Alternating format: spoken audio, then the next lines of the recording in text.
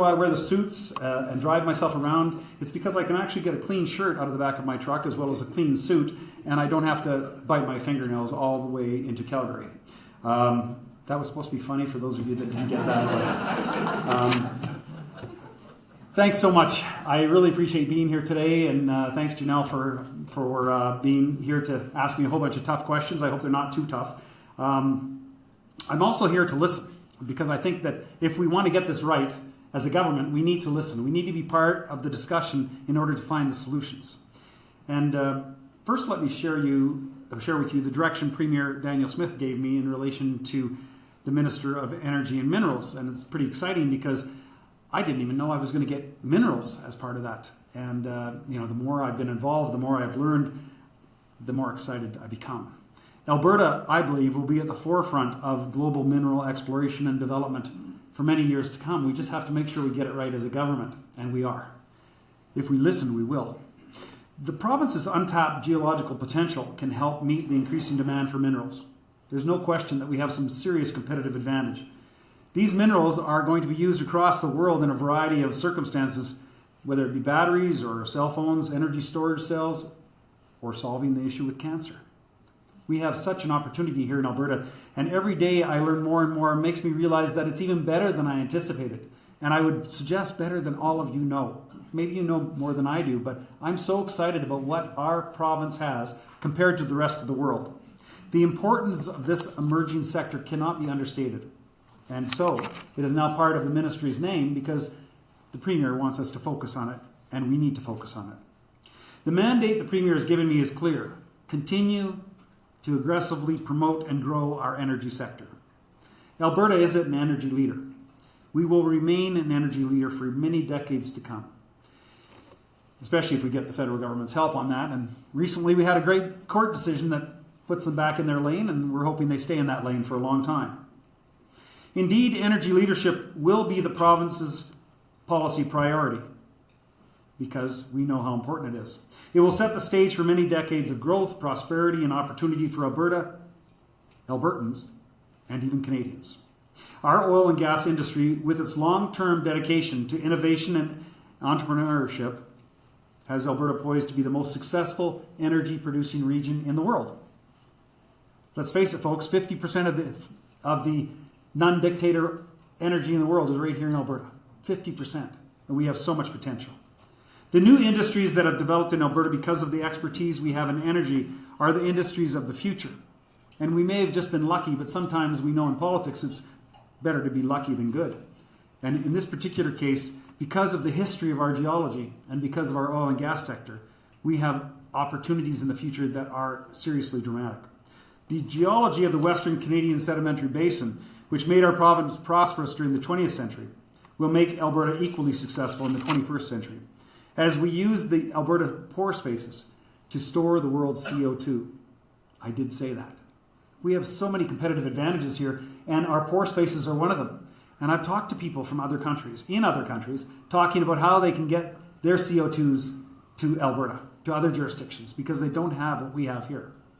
Carbon technologies will be to the world in the 21st century what vehicles were in the beginning of the 20th century and computers were at the end of the 20th century. These technologies will certainly allow us to lead the world in critical mission of reducing the greenhouse gas emissions we released into the air and even removing them from the atmosphere once they're here. The technology is there, and more technology is coming along every day. Right now, somewhere in an industrial park or research park in the Calgary or Edmonton corridor or Fort McMurray is the next Bill Gates, Steve Jobs, or Jeff Bezos. They won't become rich because of computers or the internet.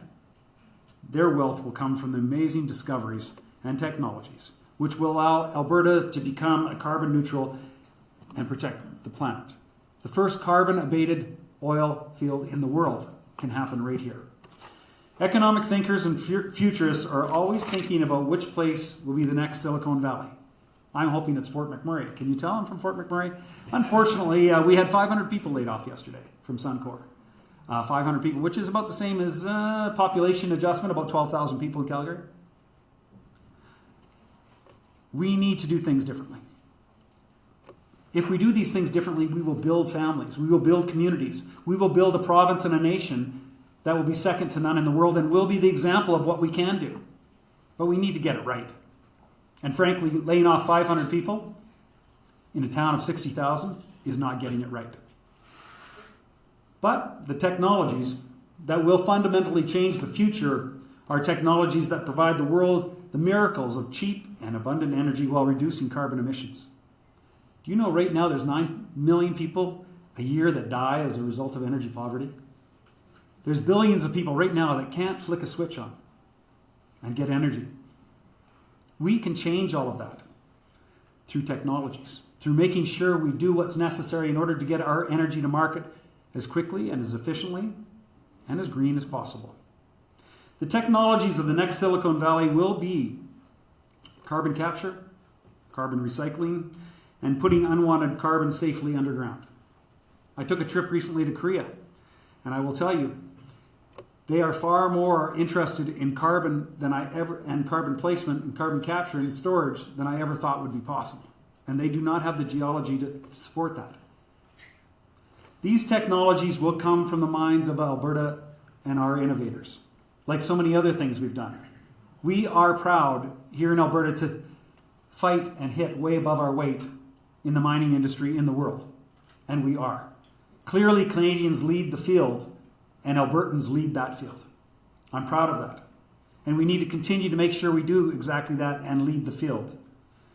These experts and these innovators will spring from here because of our geology, our energy industry know-how, and our commitment to continue to do energy exploration and development better than anyone in the world, period, which we do right now and which we will continue to do. Alberta is in a race to develop these game-changing technologies. We are competing with Texas, Colorado, Norway. I believe we will win that race so long as we are not hobbled by poor policy decisions from our federal government. We don't need a just transition in Alberta because we don't intend to transition away from oil and gas.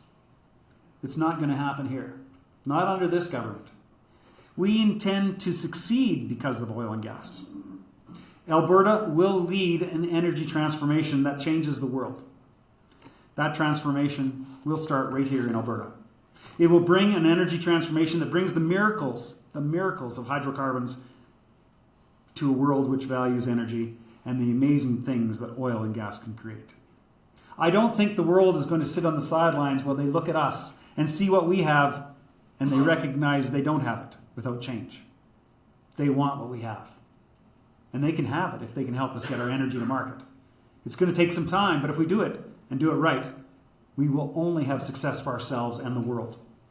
I commit to you that Alberta and Alberta innovation will be at the heart of the energy transformation that will lift billions across the world out of energy poverty in this century. That will allow us to protect wildlife, allow us to protect wilderness, and allow us to protect our atmosphere.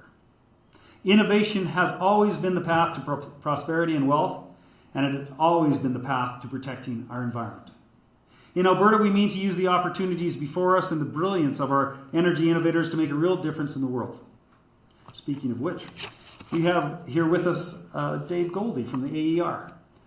You know, the AER, some people criticize it. Well, it's the best in the world in my opinion, and in many people's opinion. Many people from around the world look to the AER as an example of what can be done right.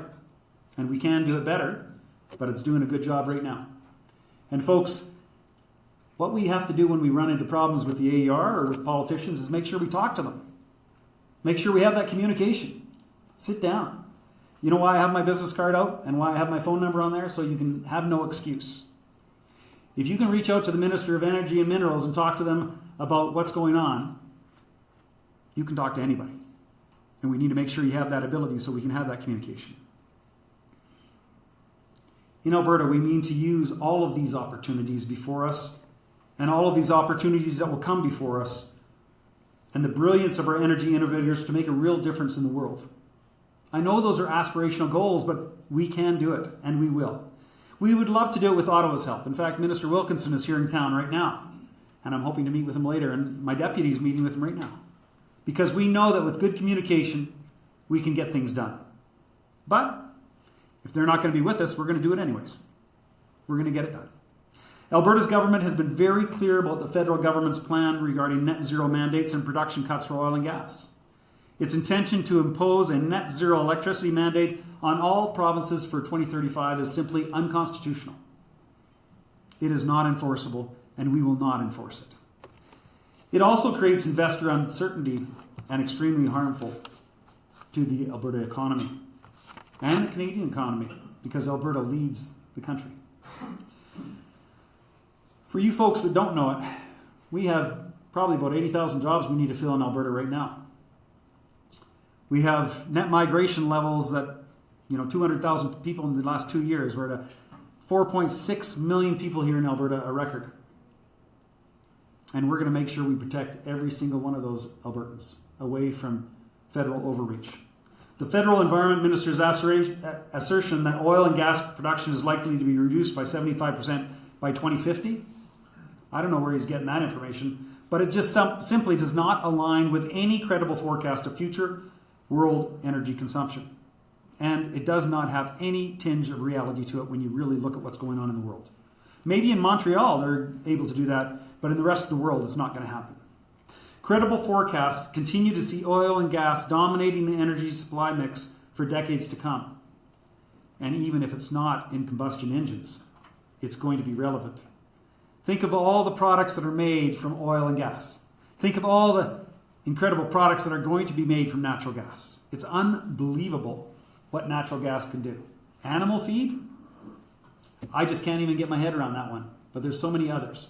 It's amazing. It's a miracle. So we can and should and will support oil and gas producers in reducing emissions as much as possible to have the lowest emission gas coming to market, to show the world what we can do and do it better than anybody else. And we'll continue to defend Alberta's energy interests against federal overreach or overreach from anyone that wants to interfere in our jurisdiction.